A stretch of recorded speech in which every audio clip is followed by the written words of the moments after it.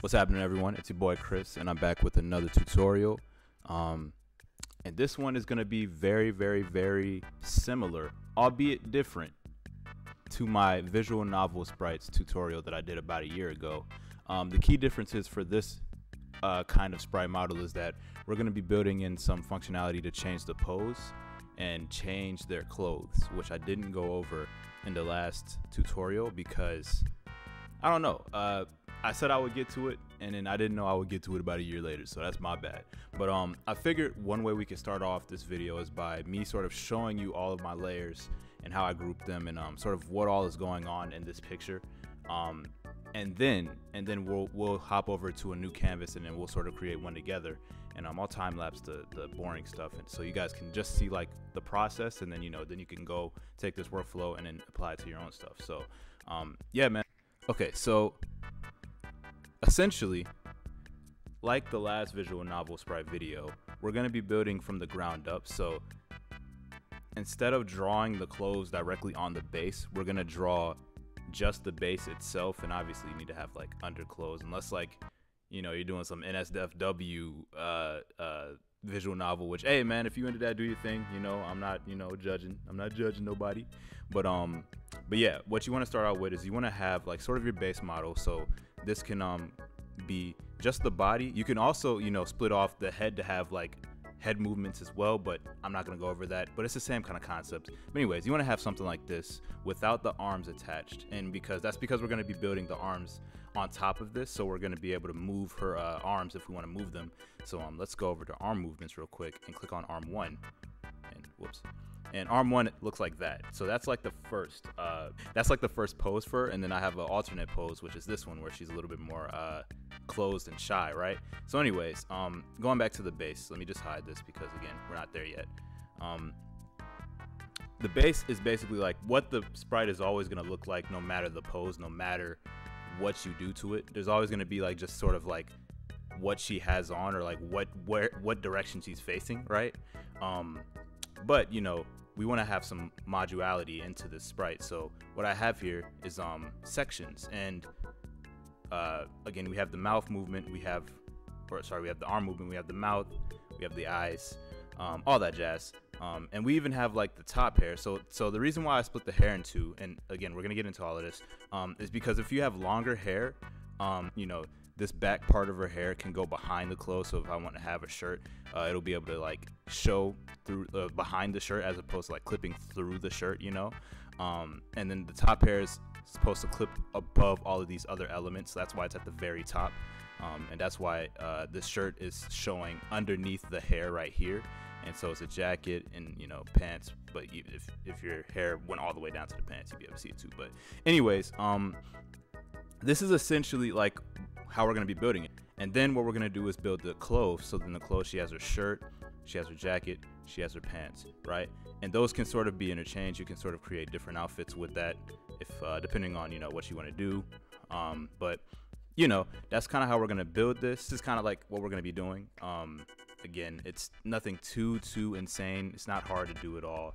Yeah, we're gonna go ahead and hop into this right now. So yeah, starting the video back now. So again, this is called the modular visual novel sprite making process. That's kind of what I call it. It's kind of a mouthful, I know, but this is strictly for functionality, right? This is how to make a sprite with functionality. So we're gonna start with our layer 1. And whoops, I hope my voice is picking up this mic.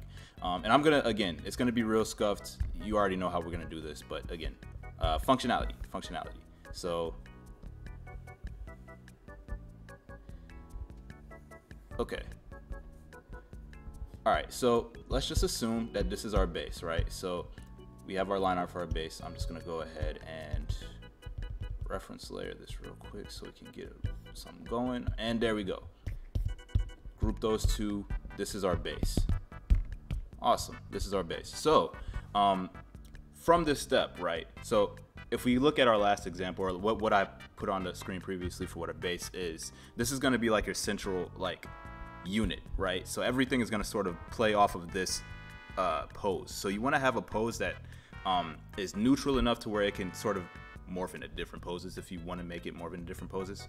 And like I said, if we wanted to, we can also, whoops, didn't mean to do that. We can also, this is just for the sake of an example, we can split off the head and make that sort of its own functioning unit too. And that way the head can sort of be like its own unit too. So if we wanted to like tilt the head to the left or to the right to like maybe indicate like you know, a different kind of a pose, we could do that, right? But for the sake of this tutorial, you know, once you get this process, you'll be able to do that on your own pretty easy. So anyways, this is the base, right? And what I said before is that we're gonna build it with the expression. So or we're gonna build it without the expressions actually. So what I'm gonna do is I'm going to time lapse the expression real quick, and that's just going to be the expression. If you want an in-depth tutorial on how I did that, go to my other video. I'll have it in a card up here.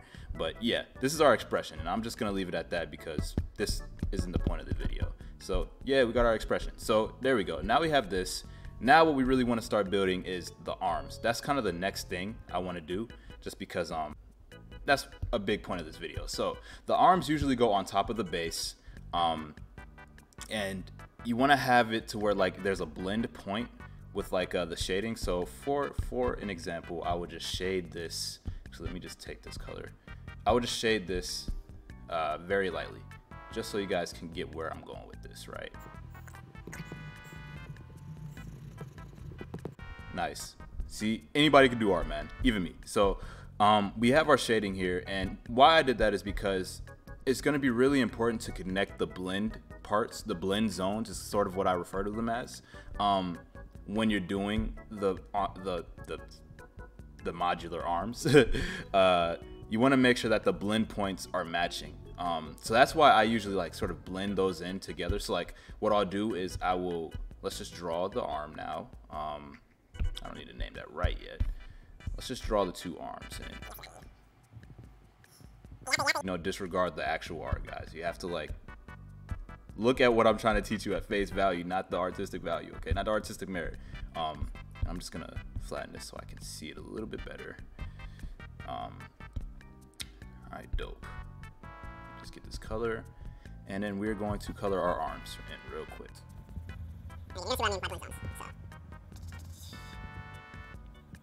There we go. All right, so we have our arms colored in. And right away, what we see is that these blend zones don't match. So like we have shading right here, but then our arms basically don't have any shading, and we don't have a way of matching that, right?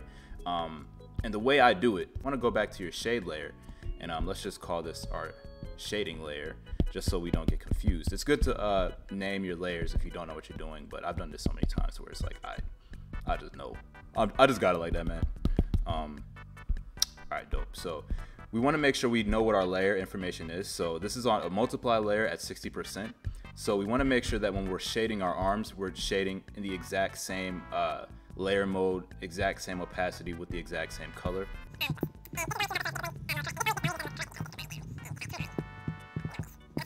Oh wait, no, it wasn't on the same multiply mode. Okay, 60. There we go. I'm like, I did this so many times. Why do I not know what I'm doing? But okay, here's what we got. So the shade mode, right? And again, man, it's an ugly picture, but you gotta get where I'm coming from, man.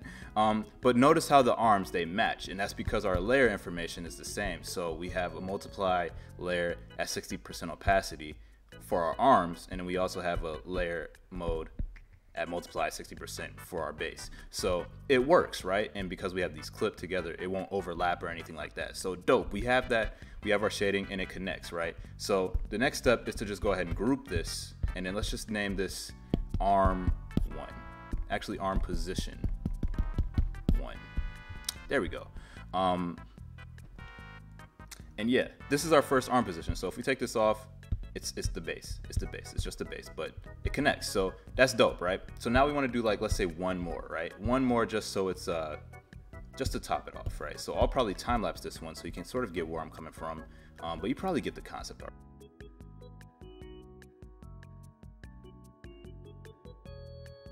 So even though this shading, I'm not doing a good job of shading, you get the point though, is that like this is sort of how you would go about blending the areas together.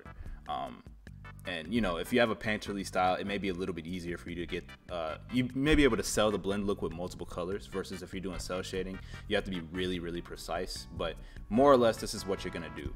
So this is our arms. We have our 2 arm positions, arm position 2. And I'm also gonna group these layers and just call this the arm movement layer.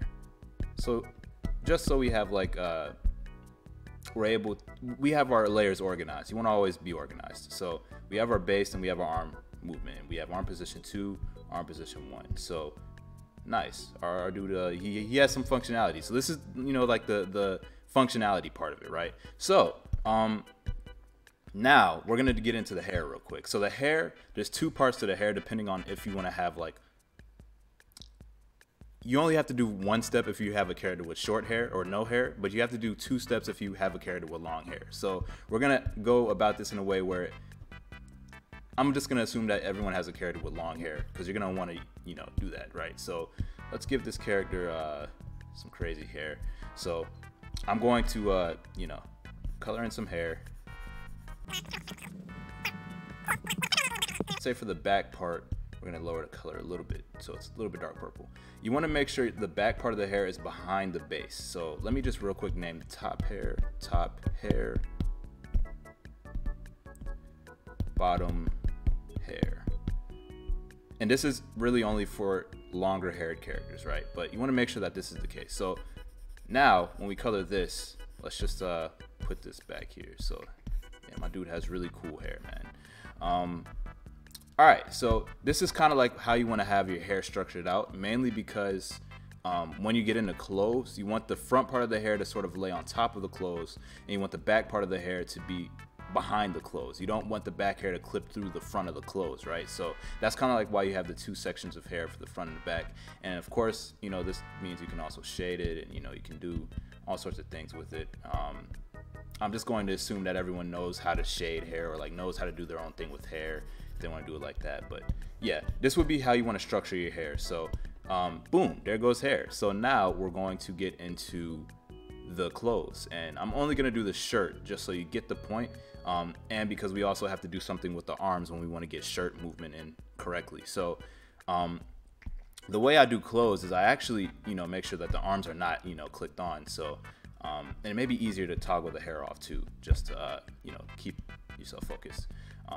But yeah, we want to give this guy a shirt, right? So let's say that we have to make sure we're on top of the base layer, but underneath the arm movement layer for this initial part of the picture. So we want to get this dude a shirt. Let's just do this right here.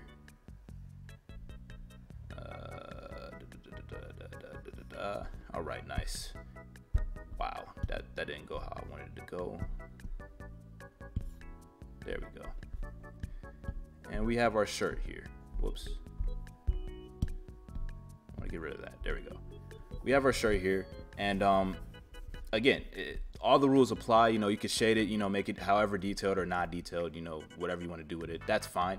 But now we want to like add some, you know, we want to make sure that our arms match, and like obviously our shirt looks bad with these arms that like don't correlate with it. So what we have to do, or what I do, is I duplicate the arm position that I want to copy these the arm position I want to add these clothes onto, and then I flatten that, right? And let's just hide the original arm position, and we're gonna call this arm position 1 shirt. And I'm only gonna do this one. I'm not gonna do the second one just because, you know, again, it's all about getting the point of it. And what I'm gonna do is I'm going to color the shirt over this, right? And again, I want everyone to keep in mind the layer information thing I was talking about. So when you're doing this part, if you have all of your layers, like say like the shading layer for the multiply, right? Our multiply layer was at 60%. If we have that same multiply layer, like, so let's just do that really quick for the shirt. Make sure we have the same shade color. Multiply 60%.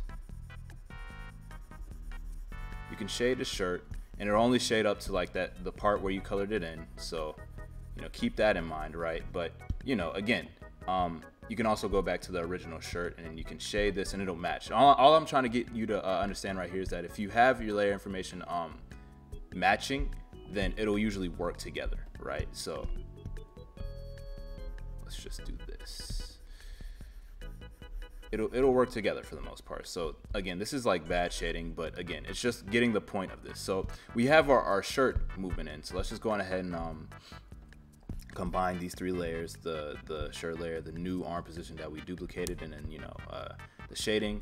And then now we have functionality for our shirt with the arm position 1. So now we can just rename this again, arm position 1 shirt. And then there we go. And that's essentially what we're doing for any form of clothing when it comes to the arm. So if you want to add a jacket, you have to remember you have to, duplicate the original arm position, flatten that out, then bring it to the top, draw over, create a new layer, draw the jacket on top of that, and then, shade it to where it matches correctly. And then that's, your new arm position.